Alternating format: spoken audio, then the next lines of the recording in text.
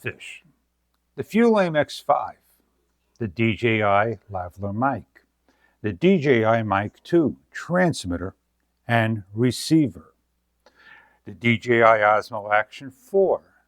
You can see the screen on top of the audible gain running. This is the link.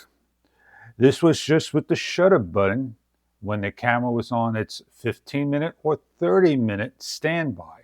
When I press on the link, a short press, the camera will stop recording and shut down.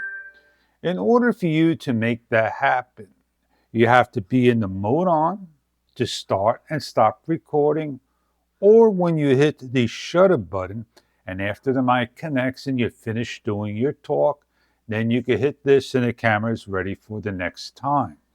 But if you are in the mode on and off, like so, you must wait for the screen over here to connect to the microphone. As you can see, it may take a couple of seconds, and that is quite the norm of the Bluetooth trying to reconnect to the unit.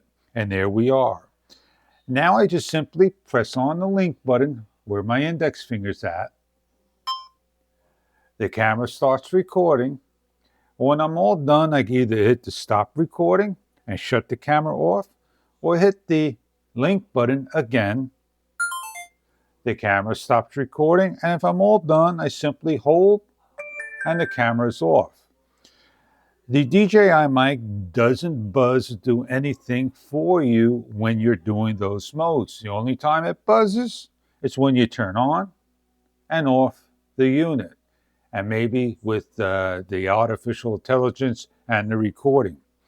I hope you enjoyed this short tidbit of the DJI wireless mic system with the DJI products. Enjoy, and I'll catch you on many other videos to come.